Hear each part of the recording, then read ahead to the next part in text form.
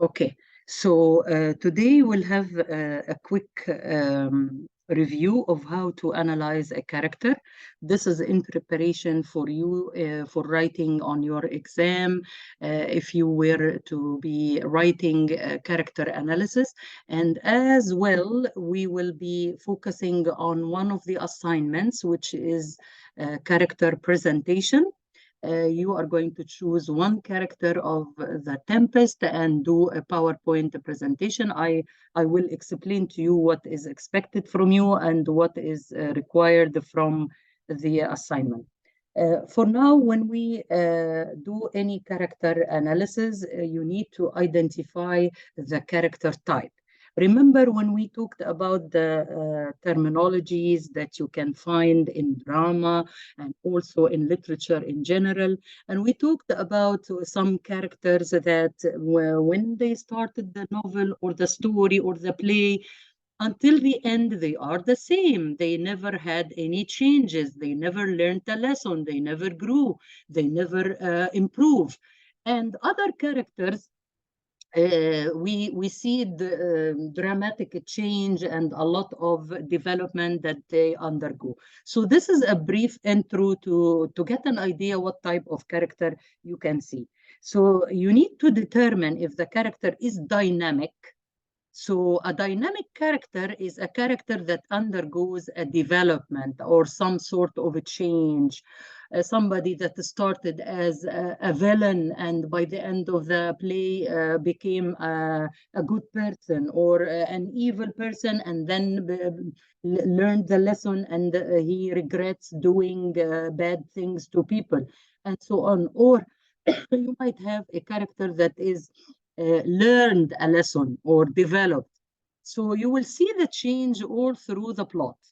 The other or the opposite is a static character. A static meaning remains the same with no or very little impact. So they remain at the flat level. You need, in that case, also to explain how the character changes or not changes. And also you have to figure out why the writer wants to keep the character that way. Somebody says something in the chat. You did that? Did I talk to you about the character types? Yeah, I remember this, but Yusuf wasn't here, so he wasn't there for that. Maybe Yusuf. Okay, so quickly I'll go through it. That will be for Yusuf and for you kind of review. Safa, thank you so much for letting me know. Thank you. Okay, so Yusuf, this is what what you have missed, and when we determine the character, second thing when you write about the character, you need to mention, I need to see these words, dynamic, static, and also I need to see if this the role of the character. What is the primary role of the character? You need to mention if it is the protagonist or the villain, the good person or the bad person. Antagonist, not necessarily to be a villain or a bad person, but is the counterpart of the protagonist. Protagonist is the main character, the hero, and the antagonist is a side character, but that walks side by side of the main character. The villain is definitely the bad character in the story. What role did this character do and how they added to the plot? It's important to mention the role in the plot and the rising events and how they shine towards the end. What kind of development they bring to the story. And also, and this is really, really important, we need you to give a proof from the character for their actions or their thoughts. So, for example, you mentioned the character in Act 1, Scene 2, when he was doing so and so, or when the character met the villain in the woods and he was wearing so and so, he started saying so and so. And this conflict reflects to so and so. So you simply answer these questions. Why do you think your character is the protagonist or antagonist? What is the first significant action the character takes in the story? The action that will show that this character is a good or a bad character. Why do you think your character behaves the way they do? Sometimes they do bad things, but it is justifiable. Like Robin Hood, if you are familiar with the famous character of Robin Hood, he used Yes. to steal from the rich, but not for himself, to give for the poor. So yes, he did something wrong, but what is the motive for that? It's important to mention that. What are the words and expressions did the character use to prove his point of view? And how the character actions influence the way the story unfolds?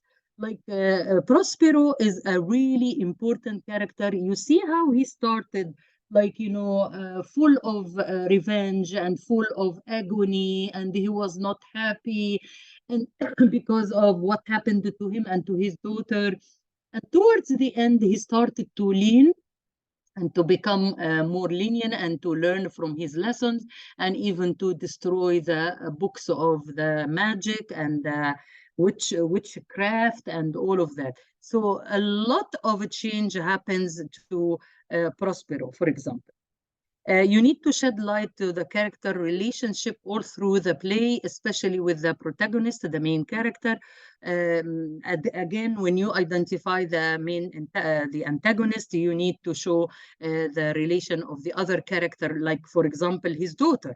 How was the daughter dealing with the father, and what was the kind of relation, and so on and so forth. Remember always to give proof from the story. The proof could be either words said by the character to another character, or the words said by the character to himself in a loud voice for us, the audience, to learn about something, or from a certain action. So these are the most important points you have to take care of when you are writing about a character. Okay, now let's see how you are going to analyze a quote, or to analyze an excerpt taken from a scene in a play or a story or a novel. So you need, first of all, to underline the key terms. What is the quote will be there, and you need to underline in your head, of course, the words that you are going to use. So this strategy will help you to actually identify the key terms in the first place. You look for the words that you don't know. If you find they are words difficult, you check them out. And of course, by the time of the exam, you should have done this, like reading the whole play. I hope you already read it, like the summary. I do not expect you to read the Shakespearean Old English. It's a privilege. It's a bonus point if you read it, but I don't want to be too much harsh on you. At least you get me the summary in modern English, and to understand the quotation, who is speaking to whom, what is the significance of the dialogue, is what we care for. So you will see the dialogue, and then you need to paraphrase and define the key words. And again, you focus about the quote and the context of your reading. You get it from the reading. And also you need to paraphrase, you use your own English words. Please, again, do not use any online wording, and you do not copy paste. Maybe you want to read, you want to have an idea, but after all, you cannot copy paste as is. And then connect each term, you connect each term together, and then you define the meaning and the connections. What does it mean? What does it refer? What is the relation of this to the climax, to the rising actions, and what is the action or the scene affects or relates to the all of the story, not only the small piece you are reading. Put it together, all the connectives, and define the meaning. you extract it from the key terms and think about them in a context of the code. You look for the literary devices. It's really, really important to look for the literary devices. If the author used irony, it's really important to pay attention to these.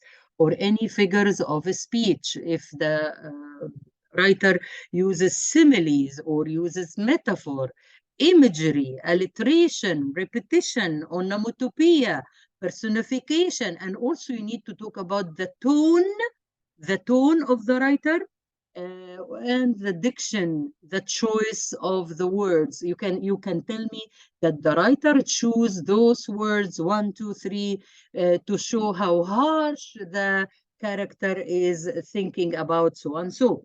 Or the diction of the author here proves that the villain is of bad heart or black heart and he intends evil, and so on. So these are the points that you need to talk about. So again, I'm gonna help you watch this video to get an idea how to how to have it in more details here on a YouTube video. Okay.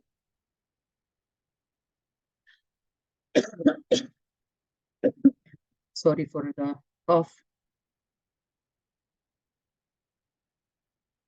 Okay, so let's have a look at this here with some of the characters of the Tempest.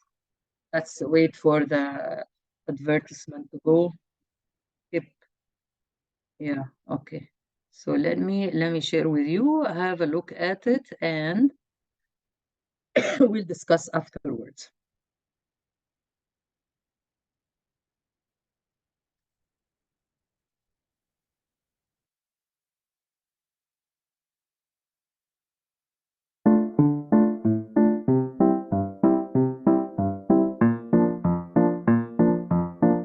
Hello, my name is Dr. Aidan Elliott and this is the Complete Guide to Shakespeare. Welcome to this video on Shakespeare's The Tempest. In the next few minutes I'll use just 10 quotes from the play to help you get an understanding of the main themes. Our first quote is, "If by your art, my dearest father, you have put the wild waters in this roar, allay them." These words are spoken by Miranda, the 15-year-old daughter of a man called Prospero. She lives on a largely deserted island and has just witnessed a huge storm at sea, the wild waters. And that looks like it's going to be likely to sink a passing ship. She suspects that her father has used his magical powers, or his art, to create this storm, and she's asking him to stop or allay it. What she doesn't know, but is about to be told, is that they have been stranded on this island for the past 12 years because of the people in the ship. Prospero's younger brother, Antonio, was helped by Alonso, the King of Naples, to depose Prospero. Antonio then cast Prospero and Miranda adrift at sea to die, when Miranda was only 3 years old. Fortunately, they were washed up on this island. Now, Antonio, Alonso, their courtiers and servants fear being drowned because they think the ship is sinking. And when they reach the island, Prospero will have an opportunity to take his revenge. Our next quote is spoken in the second scene by Prospero. "Me, poor man, my library was dukedom large enough." At this point, Prospero is telling Miranda that the reason he was thrown from power was because he's devoted to learning. His library is the thing he values more than his dukedom. He seems to want to read rather than to lead.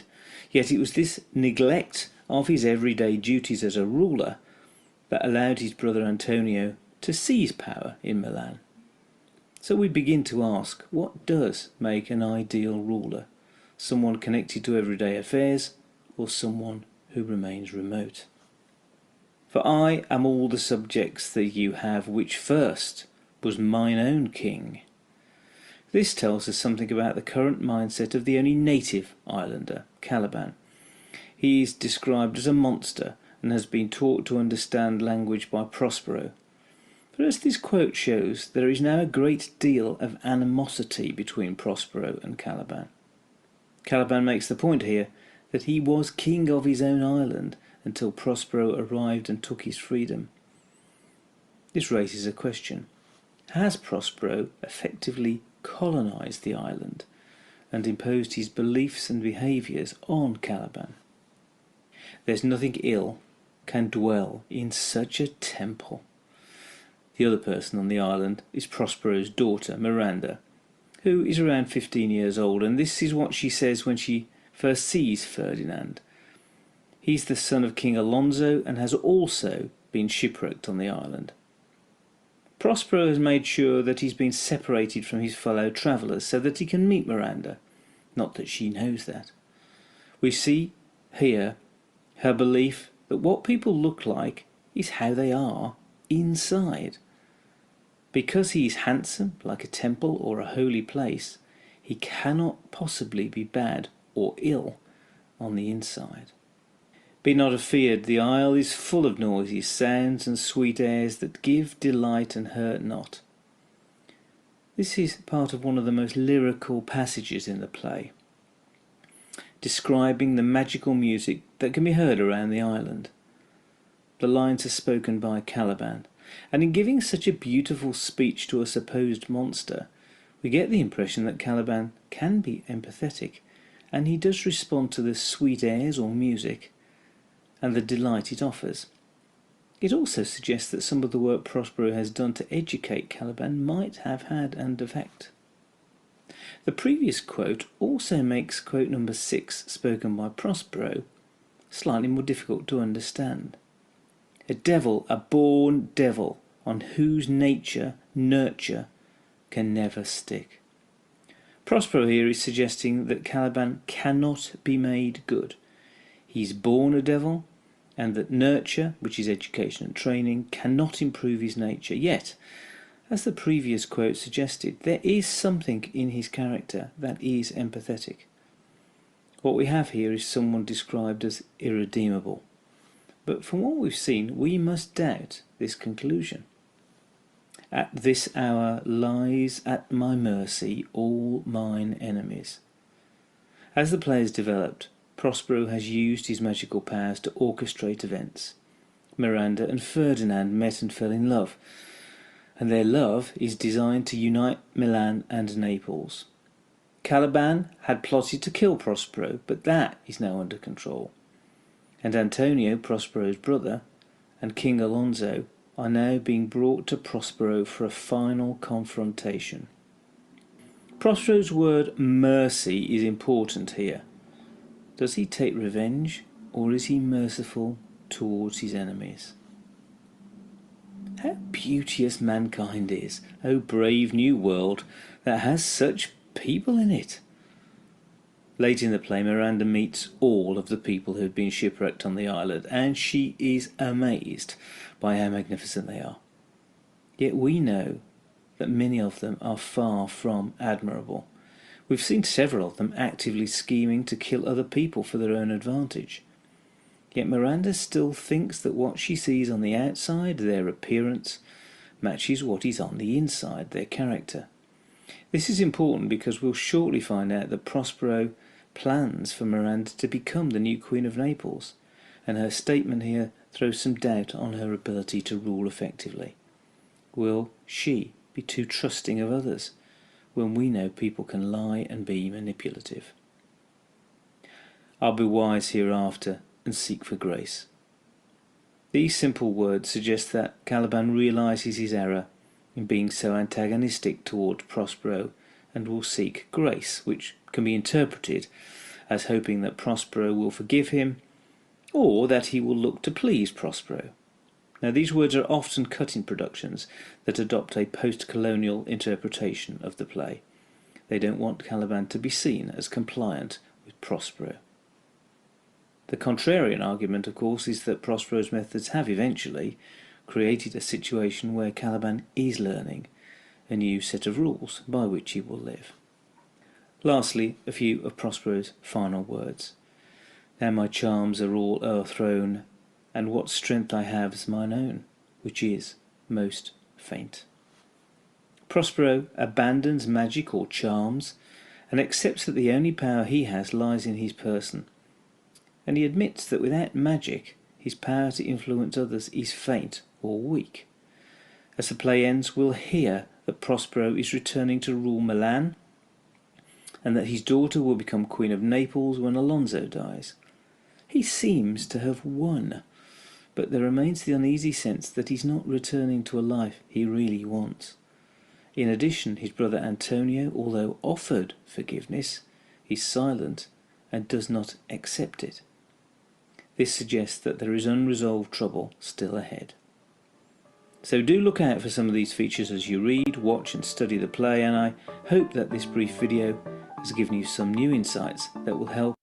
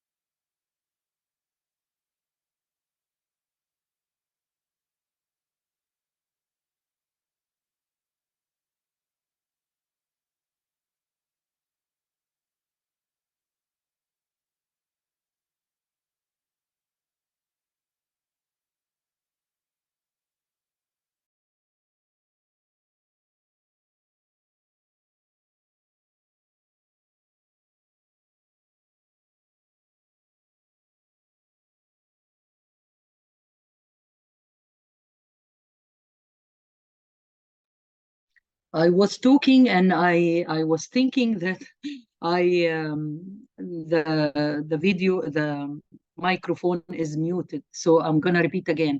So the last quote that was stopped there, and I highlighted the key words that were underlined. This is exactly how you need to write down your analysis.